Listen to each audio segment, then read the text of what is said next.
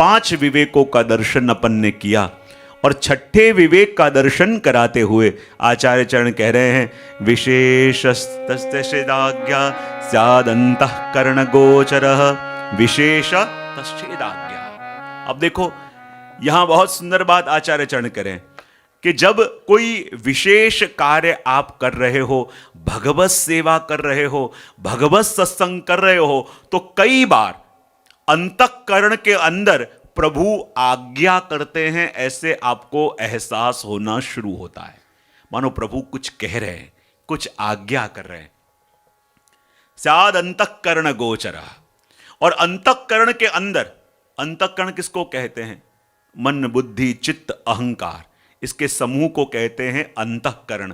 और जब जब भी ज्ञान की या प्रभु की अनुभूति होती है, वो कहां होती है? बोले अंतःकरण में। और कहते हैं कि जब जब भी विशेष कोई आज्ञा प्रभु अपन को कर रहे हैं, ऐसा अनुभव हो, तब क्या करना चाहिए?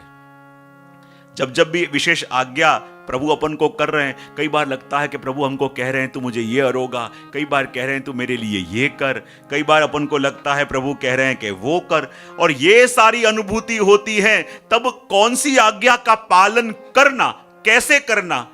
यदि कई आज्ञा ऐसी होती हैं जो हमारे सामर्थ्य से बाहर होती हैं, तो क्या करना?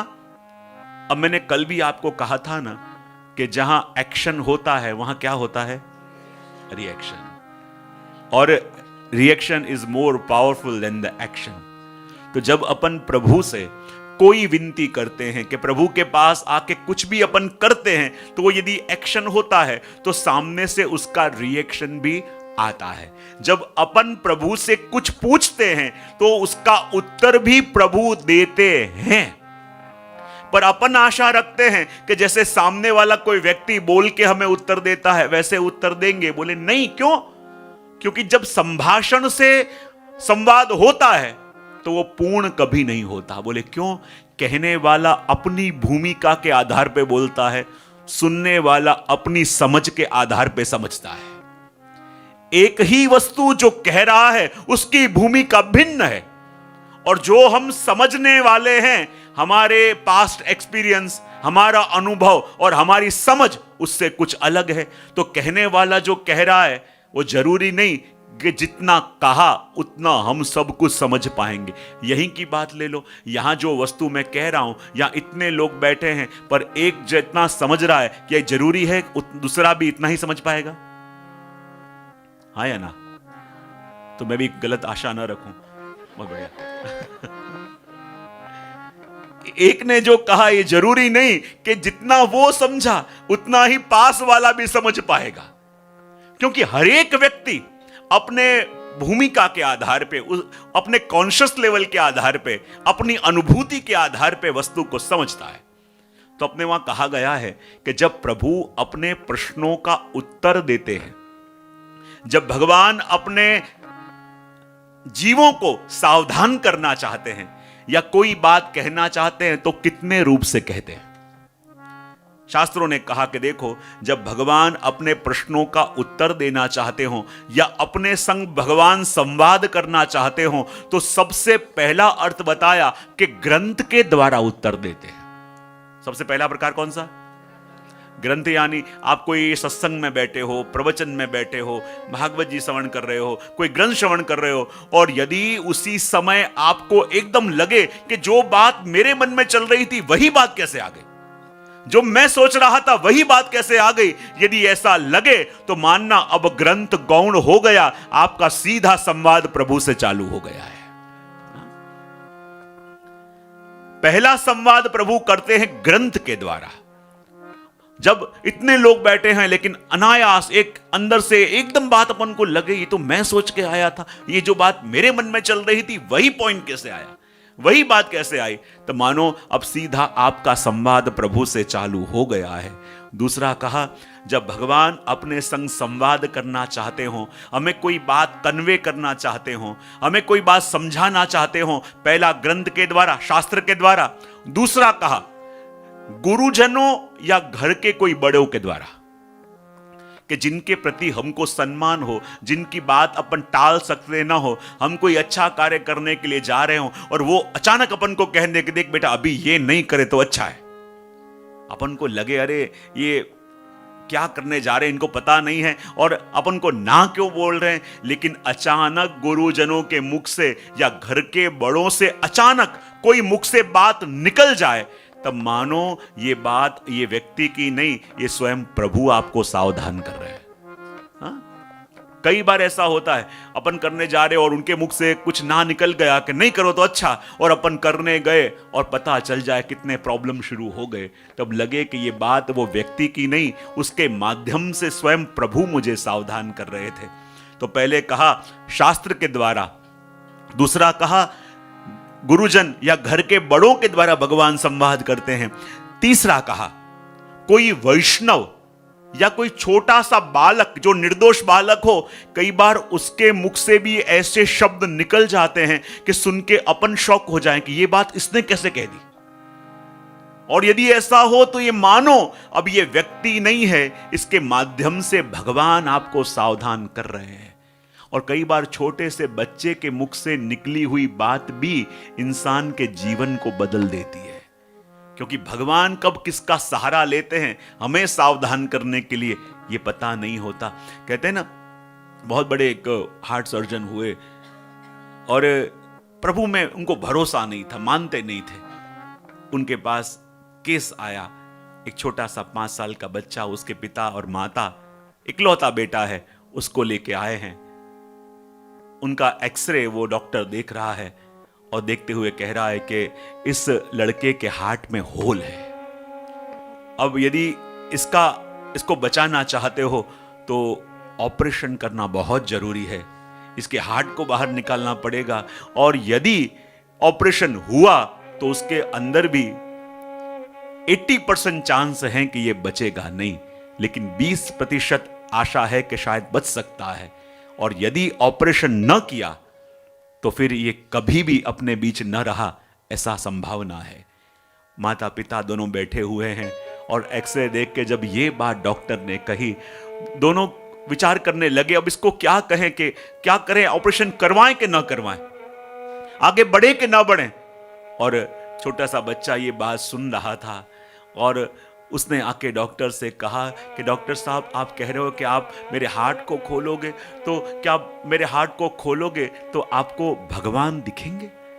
मेरी दादी मुझे कहती थी कि भगवान अपने हृदय में रहते हैं, तो क्या आप हार्ट को खोलोगे तो भगवान आपको मेरे हृदय में दिखेंगे? डॉक्टर ने कुछ नहीं कहा कि इसको क्या जवाब दूं। और वो ध्यान हटा के फिर से समझाने लगा, देखो यहाँ कितना डैमेज है हार्ट के अंदर, देखो कितनी ये नसें सड़ गई हैं, कितना देखो ये क्या हो गया है। लेकिन बच्चा बार बार आवे और कहे, डॉक्टर साहब आप सही बताओ, जब आप मेरा हार्ट खोलोगे तो आपको भगवान दिखेंगे? और 2-3 बार कहा, वो तो भगवान में भरोसा नहीं करता था, और जब 2-3 बार कहा उसे गुस्सा आ गया, लड़के को लेके आया, कहा देखिए हृदय में यहां सड़ी हुई नसों के अलावा और कुछ नहीं है, भगवान कहां से दिखेंगे? लेकिन लड़का, भले आंखों में आंसू आ गए, डॉक्टर ने थोड़े कड़क शब्द कहे, डॉक्टर को खुद को पछतावा हुआ कि मैं ऐसे शब्द इसके लिए क्यों कहे। लेकिन लड़के ने कहा, डॉक्टर साहब देखना, जब आप मेरा हार्ट खोलोगे आपको भगवान जरूर दिखेंगे, क्योंकि मेरी दादी कहती है कि यहाँ भगवान रहते हैं। उसने उत्तर न दिया।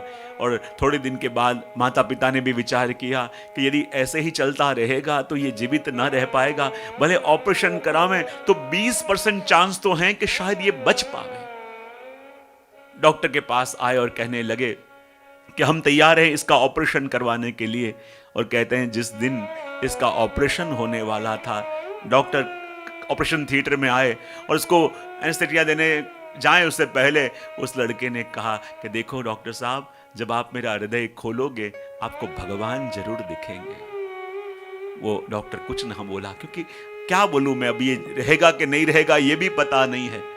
और जब कहते हैं कि उसका ऑपरेशन हुआ और ऑपरेशन होने के बाद उसका एकदम स्वास्थ्य बिगड़ना शुरू हो गया, उसकी पल्स डाउन होने लगी। और जहां पल्स डाउन होने लगी और डॉक्टर देख रहा है कार्डियोग्राम के अंदर कि अब ये व्यक्ति जीवित नहीं रह पाएगा, लेकिन जब उसका भरोसा देखा था कि आप मेरे हृदय को खोलोगे तो आपको भगवान जरूर दिखेंगे, और जब डॉक्टर देख रहा है कि धीरे धीरे अब ये लड़के के प्राण जा रहे हैं, उससे सहन नहीं हुआ कि जो छोटा सा बच्चा है जिसने अभी दुनिया देखी नहीं है और इतना भरोसा करके बैठा है कि डॉक्टर साहब जब आप मेरा हृदय खोलोगे आपको भगवान जरूर दिखेंगे, और डॉक्टर से भी सहन नहीं हुआ क्योंकि वो देख रहा है धीरे धीरे इसकी पल्स डाउन हो रही है और ये जा रहा है। और ऑपरेशन थिएटर के पास ही एक मंदिर था, और कहते आज तक वो डॉक्टर कभी नहीं गया था, पर आज जब उसे कोई उम्मीद नहीं दिखाई दी कि अब जीवित नहीं हो पाएगा, तब भागते भागते वो मंदिर में गया और जाके दंडवत करे और कहा कि देखो मैं आज तक आपको कभी हाथ नहीं जोड़े क्योंकि मैं तो नास्तिक हूं, मैं तो आपको मानता नहीं हूं, लेकिन वो बालक तो आस्तिक है। और कितना भरोसा उसके मन में है, कितना विश्वास है कि प्रभु उसके संग है, प्रभु उसके हृदय में है, प्रभु उसके भीतर है। मेरे लिए नहीं तो इसके लिए तो आप कोई चमत्कार करो। और कहते हैं उस समय उसे वहां एक प्रकाश दिखाई दिया गया, और जब प्रकाश दिखाई दिया वो सोचने लगा कि कौन है। बोले मैं वही हूं कि जिसको आप उसके हृदय में खोज रहे थे और जिसको कहा था कि मैं उसके हृदय में हूं, मैं वही हूं। तो कहा कि यदि आप वही भगवान हो तो उस बालक को ऐसे मरने कैसे दे सकते हो, आप उसकी रक्षा करो। यदि आपको वो इतना मानता है, इतना भरोसा आपके अंदर है, तो उसे इतनी पीड़ा भोगनी क्यों पड़ रही है। तब प्रभु ने कहा अब उसके पास चंद लम्हे हैं, चंद क्षण हैं, उसके बाद वो अपनी सारी पीड़ाओं से मुक्त होकर हमेशा के लिए मेरी गोद में आ जाएगा। तो कहा यदि उसे ऐसे ही इस दुनिया से ले जाना था तो उसे भेजा क्यों।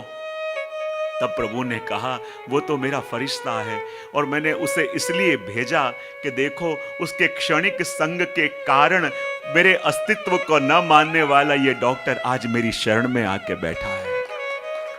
वो तो जा रहा है लेकिन तुम्हें सन्मुख करते हुए जा रहा है।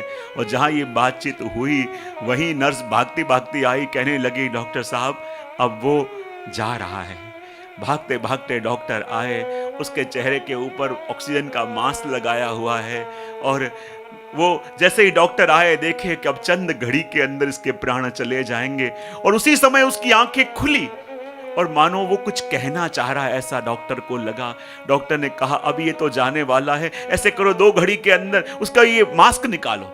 और जैसे ही ऑक्सीजन मास्क निकाला वो कुछ कहने का प्रयत्न कर रहा था, डॉक्टर समझ नहीं पाए, कहा बेटा क्या है। और तब वो बोला डॉक्टर साहब जब आपने मेरा हृदय खोला तो क्या आपको भगवान दिखे थे। और तब प्रभु ने कहा हाँ बेटा मुझे भगवान दिखे थे। और लड़के ने कहा मैं जानता था कि आपको भगवान मेरे हृदय में जरूर दिखेंगे। और ये बोल के ही उसने अपनी आंखें बंद कर दी। लेकिन इस घटना के बाद वो डॉक्टर प्रभु का परम भक्त बना, परम शरण में आया। देखो जब भगवान अपने अस्तित्व का, भगवान किसी को संदेश देना चाहते हैं तो किसी को भी निमित्त बना के, किसी को भी सहारा बना के, एक क्षण के लिए, कुछ घड़ी के लिए इसका संग हुआ। और देखो प्रभु ने ऐसी कृपा करी कि वो प्रभु का परम भक्त बना। तो भगवान ऐसे ही अपना संदेश देने के लिए कोई ऐसे वैष्णव जन, अचानक कोई आवे और कोई अपन को कुछ कह देवे, और जब कुछ कहता है और वस्तु अपन को स्पर्श कर जाती है, कहता है वस्तु अपन को हिला देती है, तब मानो अब ये व्यक्ति का भले मुख है पर इस शरीर का उपयोग करके स्वयं भगवान अपन को उपदेश दे रहे हैं।